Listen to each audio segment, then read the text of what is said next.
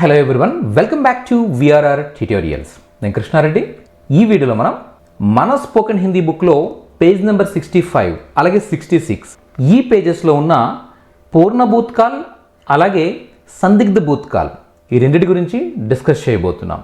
ఇప్పటికే మనం మన బుక్ నుండి 65 పేజెస్లో ఉన్న ఇన్ఫర్మేషన్ మొత్తం మీకు వీడియోల రూపంలో ఇవ్వడం జరిగింది. ఒకవేళ మీరు ఆ వీడియోస్ ఏవి చూడనట్టయితే పైన కనిపిస్తున్న నెంబర్స్కి వాట్సాప్ ద్వారా ప్లేలిస్ట్ అని టైప్ చేసి వాట్సాప్ చేయండి. మేము మీకు ఆ ప్లేలిస్ట్ అంతా కూడా వీడియోస్ లిస్ట్ అంతా కూడా పంపించగలుగుతాం. అలాగే మన స్పోకెన్ హిందీ బుక్ ఆర్డర్ ఇవ్వాలనుకున్నా కూడా మీరు పైన నెంబర్స్ని కాంటాక్ట్ చేయొచ్చు. ఆల్ ఓవర్ ఇండియా ఎక్కడికైనా కూడా బై పోస్ట్ మేము పంపించగలుగుతాం. స్టార్ట్ చేద్దాం మరి. పూర్ణ భూత్కాల్ అంటే ఏంటి? పూర్ణ భూత్కాల్ అంటే ఏంటి అంటే ఏదైనా ఒక పని గతంలో ఎప్పుడో జరిగిపోయింది అని చెప్పడం కానీ, లేదా ఒక పని జరగడానికంటే ముందే ఒక పని జరిగిపోయింది అని చెప్పడానికి కానీ, ఈ రెండు సిచ్యువేషన్స్లో మనం పూర్ణ భూత్కాలను ఉపయోగిస్తాం అనమాట.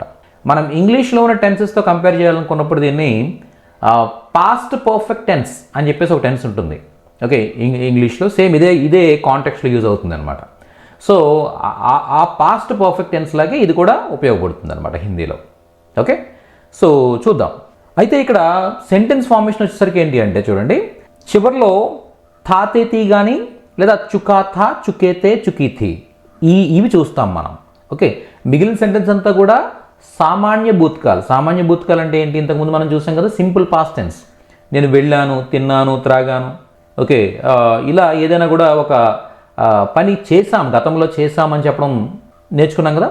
సేమ్ అదే సెంటెన్స్ స్ట్రక్చర్ సేమ్ అలానే ఉంటుంది. కానీ చివరిలో థా థే థీలు అలాగే చుకాతా చుకేథే చుకీథీలు యాడ్ అవుతాయన్నమాట. అంతే, ఇంకేం లేదు. ఓకే, చూద్దాం.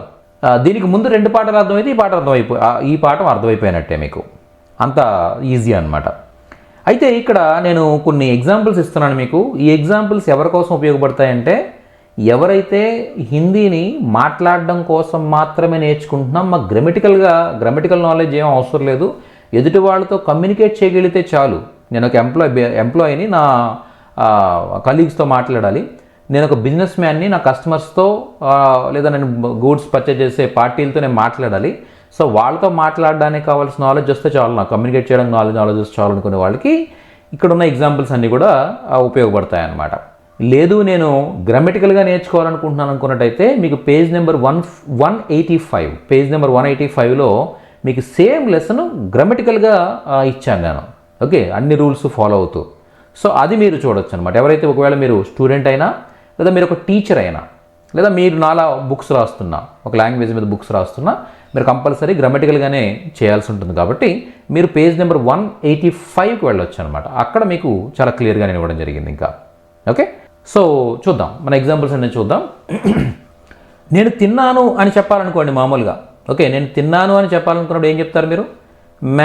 నేను ఖాయా, తిన్నాను. మై ఖాయా అంటే నేను తిన్నాను అని అర్థం వస్తుంది. పురుషుడైతే ఖాయా అంటాడు, స్త్రీ అయితే మై ఖాయి, హమ్ ఖాయే, ఇలా మనం చెప్తాం.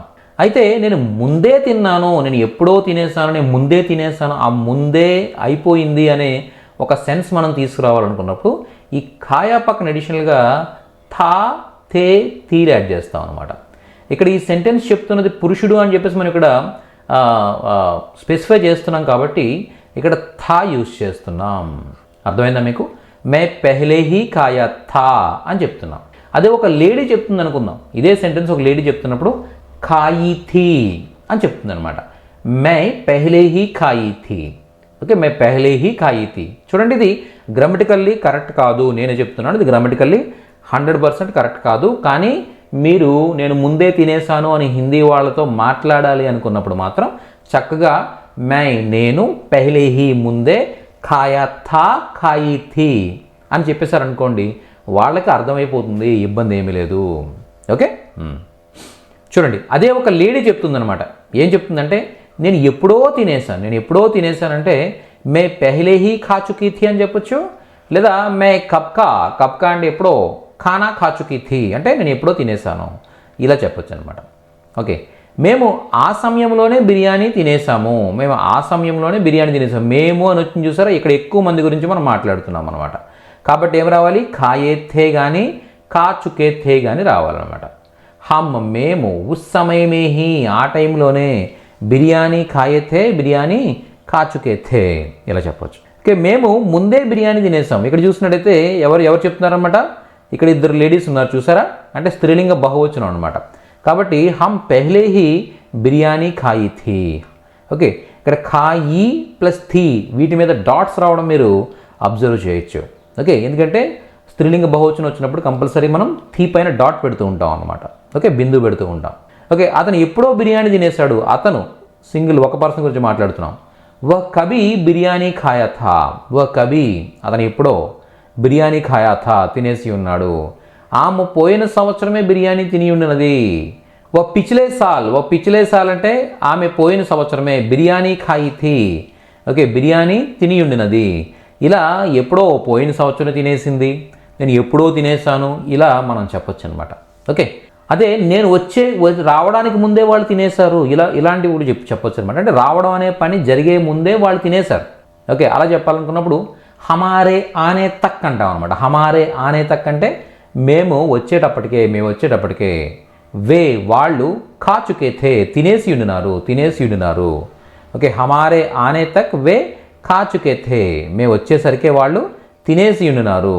ఇలా మీరు ఏదైనా ఒక పని జరిగే ముందే ఒక పని జరిగింది, లేదా ఒక పని గతంలో ఎప్పుడో జరిగిపోయింది అని చెప్పే సందర్భాల్లో ఈ విధంగా మనం సెంటెన్సెస్ ఫ్రేమ్ చేయొచ్చు అనమాట. దీన్ని ఏమంటాం మనం, పూర్ణ భూతకాలు అంటాం. పూర్ణ భూతకాలు అంటే ఏంటంటే గతంలో కంప్లీట్ అయిపోయిన యాక్షన్ని. ఓకే, కంప్లీట్ అయిపోయింది, ఎటువంటి శేషం లేకుండా కంప్లీట్ అయిపోయింది, ఒకానొక సమయానికి కంప్లీట్ అయిపోయింది, లేదా ఒక పని జరగడానికంటే ముందే కంప్లీట్ అయిపోయింది అని చెప్పే సందర్భంలో వీటిని యూజ్ చేయొచ్చు అనమాట. అర్థమైందా మీకు? క్లియర్.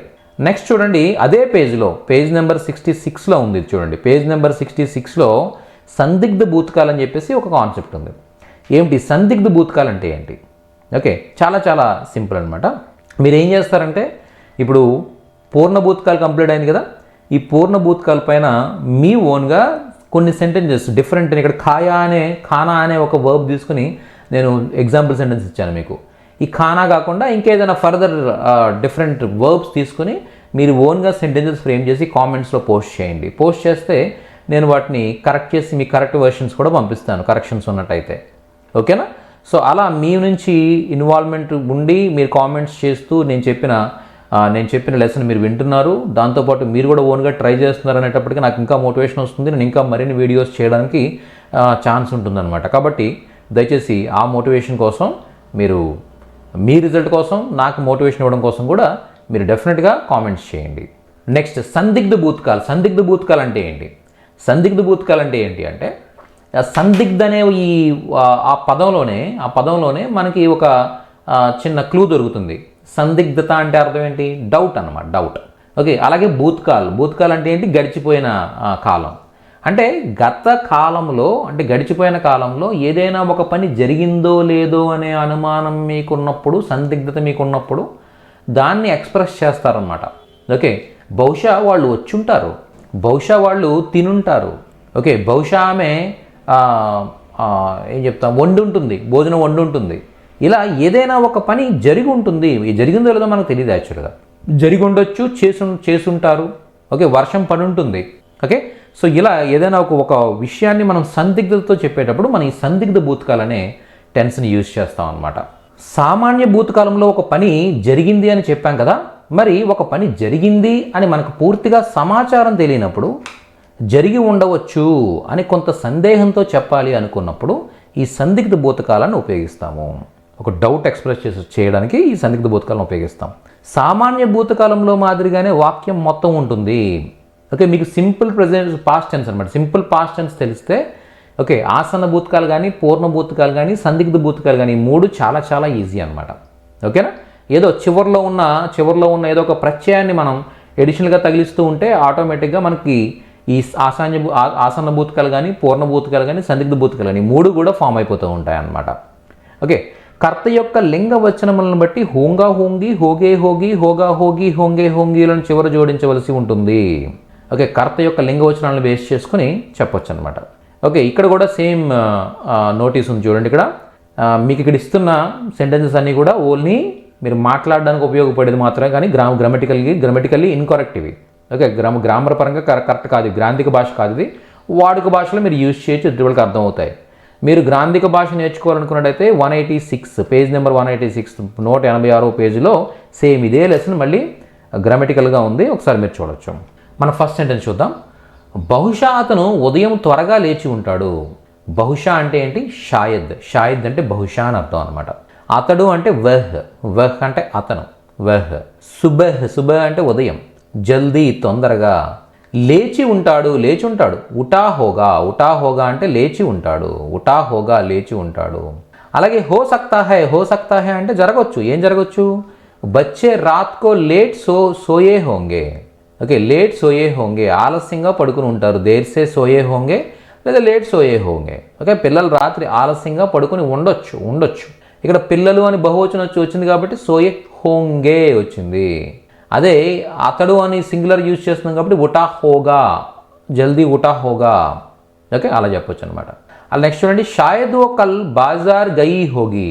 షాయద్ ఓ కల్ బాజార్ గయి హోగి. బహుశా ఆమె నిన్న మార్కెట్కి వెళ్ళి ఉంటుంది. గయి హోగి వెళ్ళి ఉంటుంది. షాయద్ ఓ ఓకే బాజార్ గయి హోగి అంటే ఆమె బాజార్కి వెళ్ళి ఉంటుంది.